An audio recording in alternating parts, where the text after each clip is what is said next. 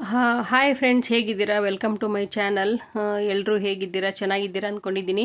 ಇವತ್ತಿನ ವಿಡಿಯೋದಲ್ಲಿ ನಿಮಗೊಂದು ಚಪಾತಿ ಜೊತೆ ಅಥವಾ ರೋಟಿ ಜೊತೆ ತಿನ್ನುವಂತಹ ಎಲ್ರಿಗೂ ಗೊತ್ತಿರುವಂಥದ್ದೇ ನನ್ನ ರೀತಿಯಲ್ಲಿ ಮಾಡಿ ತೋರಿಸ್ತಾ ಇದ್ದೀನಿ. ಈಗಾಗಲೇ ನಿಮಗೆ ಗೊತ್ತಾಗಿರ್ಬೋದು, ಪಾಲಕ್ ಸೊಪ್ಪನ್ನು ನೋಡಿ ಪಾಲಕ್ ಪನ್ನೀರ್ ಮಾಡೋದನ್ನು ತೋರಿಸ್ತಾ ಇದ್ದೀನಿ. ನೋಡಿ, ಈ ಥರ ನೀವು ಒಂದು ಸತಿ ಟ್ರೈ ಮಾಡಿ ಹೇಗಿರುತ್ತೆ ಅಂತೇಳಿ.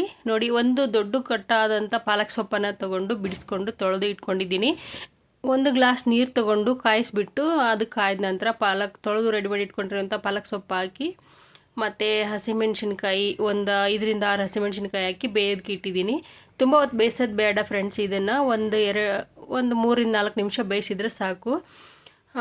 ಇದು ಮತ್ತೆ ಬೇಯಿಸ್ಕೊತೀವಲ್ವ ಮಾಡಬೇಕಾದ್ರೆ, ಅದಕ್ಕೆ ಇಷ್ಟು ಬೇಯ್ದ ನಂತರ ಎತ್ತಿಟ್ಕೊತಾ ಇದ್ದೀನಿ. ಪಾಲಕ್ ಸೊಪ್ಪು ಹಸಿಮೆಣ್ಸಿನ್ಕಾಯಿನ ಎತ್ತಿಟ್ಕೊಂಡು ತಣ್ಣಗಾದ ನಂತರ ಅದನ್ನು ಮಿಕ್ಸಿ ಜಾರ್ಗೆ ಹಾಕಿ ನೈಸಾಗಿ ರುಬ್ಕೊಳ್ತೀನಿ.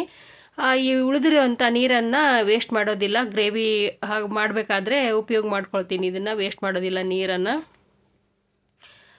ನೋಡಿ, ಇದು ತುಂಬ ನೈಸಾಗಿ ಗ್ರೈಂಡ್ ಮಾಡ್ಕೋಬೇಕು. ಚೆನ್ನಾಗಿರುತ್ತೆ. ತರಿಯಾಗಿ ಏನು ಬೇಡ, ಬೇಗ ಸಣ್ಣ ಆಗುತ್ತೆ. ಇದೇನು ತುಂಬ ಹೊತ್ತು ತೊಗೊಳೋದಿಲ್ಲ. ನೋಡಿ, ಅದಕ್ಕೆ ರುಬ್ಕೊಂಡಿದ್ದೀನಿ. ಈಗ ಈ ಪಾತ್ರೆಗೆ 1.5 ಟೇಬಲ್ ಸ್ಪೂನಷ್ಟು ಎಣ್ಣೆ ಹಾಕ್ಕೊತೀನಿ. ಎಣ್ಣೆ ಕಾಯೋಷ್ಟರಲ್ಲಿ ಈ ರುಬ್ಕೊಂಡಿರೋ ಪಾಲಕ್ ಸೊಪ್ಪಿಗೆ ಗೋಡಂಬಿ ಜೀರಿಗೆ ಹಾಕಿ ರುಬ್ಕೊಳ್ತೀನಿ. ಮತ್ತು ಅದನ್ನು ಫಸ್ಟು ಹಾಕೋದು ಮರ್ತೋಗಿದ್ದೆ, ಅದಕ್ಕೋಸ್ಕರ ಮತ್ತೆ ಗೋಡಂಬಿ ಜೀರಿಗೆ ಹಾಕಿ ರುಬ್ಬಿಕೊಳ್ತಾ ಇದ್ದೀನಿ.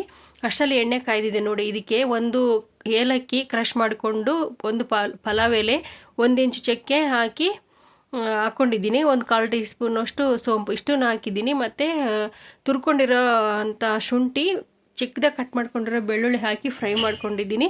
ಅದೆಲ್ಲ ಫ್ರೈ ಆದ ನಂತರ ಈರುಳ್ಳಿ, ಒಂದು ದಪ್ಪ ಈರುಳ್ಳಿ ಚಿಕ್ಕದಾಗಿ ಕಟ್ ಮಾಡಿಕೊಂಡು ಫ್ರೈ ಮಾಡೋಕೆ ಹಾಕ್ಕೊಂಡಿದ್ದೀನಿ. ಅದು ಫ್ರೈ ಆಗುವಷ್ಟರಲ್ಲಿ ಪನ್ನೀರನ್ನು ಚೆನ್ನಾಗಿ ಚಿಕ್ಕದಾಗಿ ಕಟ್ ಮಾಡ್ಕೊತಾ ಇದ್ದೀನಿ. ನೋಡಿ, ಈ ಸೈಜ್ಗೆ ಕಟ್ ಮಾಡ್ಕೊತೀನಿ ನಾನು. ಅಷ್ಟರಲ್ಲಿ ಈರುಳ್ಳಿ ಫ್ರೈ ಆಗ್ತಾ ಇರುತ್ತೆ. ಈರುಳ್ಳಿ ಫ್ರೈ ಆಗೋಷ್ಟರಲ್ಲಿ ಪನ್ನೀರನ್ನು ಕಟ್ ಮಾಡ್ಕೊಳ್ತಾ ಇದ್ದೀನಿ. ತುಂಬ ದಪ್ಪ ಏನು ಕಟ್ ಮಾಡ್ಕೊಳ್ಳೋದು ಬೇಡ, ಅಷ್ಟೊಂದು ಚೆನ್ನಾಗಿರಲ್ಲ. ದಪ್ಪ ಇದ್ದರೆ ಒಂದು ಚಿಕ್ಕದಾಗಿ ಕಟ್ ಮಾಡ್ಕೊತೀನಿ. ಈ ಸೈಜಲ್ಲಿ ಕಟ್ ಮಾಡ್ಕೊಂಡಿದ್ದೀನಿ. ನೋಡಿ, ಈರುಳ್ಳಿ ಇದನ್ನು ಸೈಡ್ ಇಟ್ಕೊಂಡ್ಬಿಟ್ಟು ಈರುಳ್ಳಿ ಫ್ರೈ ಆಗಿದೆ. ಇದಕ್ಕೆ ಇವಾಗ ಒಂದು ದಪ್ಪ ಟೊಮೊಟೊನ ಚಿಕ್ಕದಾಗಿ ಕಟ್ ಮಾಡ್ಕೊಂಡಿರೋದನ್ನು ಹಾಕ್ಕೊಳ್ತಾ ಇದ್ದೀನಿ. ನೋಡಿ, ಇದಕ್ಕೆ ಇವಾಗ ಸ್ವಲ್ಪ ಫ್ರೈ ಆದ ನಂತರ ಚೆನ್ನಾಗಿ ಮಿಕ್ಸ್ ಮಾಡಬೇಕು. ಸಾಫ್ಟ್ ಆಗೋವರೆಗೂ ಬೇಯಬೇಕು ಟೊಮೊಟೊ.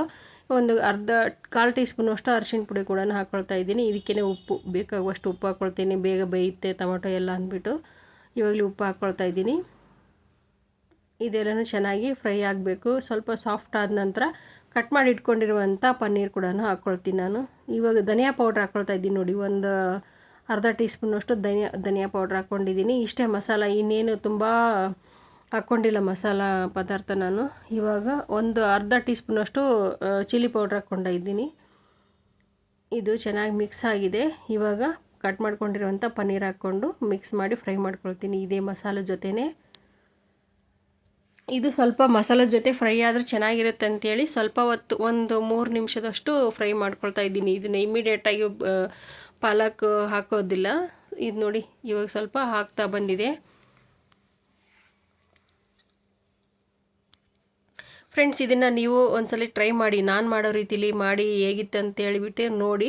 ನನ್ನ ಚಾನಲ್ನ ಸಬ್ಸ್ಕ್ರೈಬ್ ಮಾಡ್ಕೊಳ್ದೆ ನೋಡ್ತಾ ಇದ್ರೆ ಯಾರು ಸಬ್ಸ್ಕ್ರೈಬ್ ಮಾಡ್ಕೊಳ್ಳಿ ಫ್ರೆಂಡ್ಸ್. ಸಬ್ಸ್ಕ್ರೈಬ್ ಮಾಡ್ಕೊಂಡ್ಬಿಟ್ಟು ಸಪೋರ್ಟ್ ಮಾಡಿ ನನಗೆ. ನೋಡಿ, ಇದು ಆಗ್ತಾ ಬಂದಿದೆ. ಇವಾಗ ರುಬ್ಕೊಂಡಿರುವಂಥ ಪಾಲಕ್ ಸೊಪ್ಪನ್ನು ಹಾಕ್ಕೊಳ್ತಾ ಇದ್ದೀನಿ.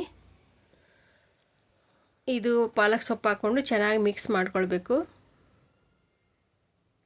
ಇದಕ್ಕೇ ಮಿಕ್ಸಿ ಜಾರ್ಗೆ ಬೇಯಿಸ್ಬೇಕಾದ್ರೆ ಎತ್ತಿಟ್ಕೊಂಡಿದ್ನಲ್ವ ನೀರು, ಪಾಲಕ್ ಸೊಪ್ಪು ಬೇಯಿಸಿರೋ ನೀರನ್ನು ಹಾಕ್ಕೊಂಡು ಮಿಕ್ಸಿ ಜಾರಲ್ಲಿ ಹಾಕಿ ಗ್ರೇವಿಗೆ ಹಾಕ್ಕೊತಾ ಇದ್ದೀನಿ.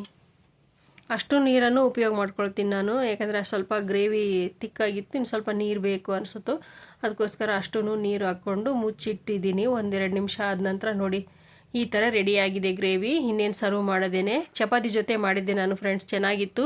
ಇದನ್ನು ರೋಟಿ ಜೊತೆ ಕೂಡ ಮಾಡ್ಬೋದು. ಜೋಳದ ರೊಟ್ಟಿ ಅಲ್ಲ, ನಾನ್ ರೋಟಿ ಅಂತಾರಲ್ಲ, ಅದ್ರ ಜೊತೆ ಮಾಡ್ಬೋದು, ಚೆನ್ನಾಗಿರುತ್ತೆ. ಕುಲ್ಚಾ ಅದ್ರ ಜೊತೆನೂ ತುಂಬ ಚೆನ್ನಾಗಿರುತ್ತೆ ಫ್ರೆಂಡ್ಸ್. ನೀವು ಒಂದು ಸತಿ ಮಾಡಿ ಹೇಗಿತ್ತಂತ ಹೇಳ್ಬಿಟ್ಟು ನನಗೆ ಕಮೆಂಟ್ ಮೂಲಕ ತಿಳಿಸಿ friends. Thanks for watching friends. Bye. Subscribe ಮಾಡಿಕೊಂಡು ನೋಡಿ ಚಾನಲ್ನ ಫ್ರೆಂಡ್ಸ್. ಕಮೆಂಟ್ ಮೂಲಕ ತಿಳಿಸಿ ಹೇಗಿತ್ತಂತ ಹೇಳ್ಬಿಟ್ಟು. Thank you for the watching friends. Bye.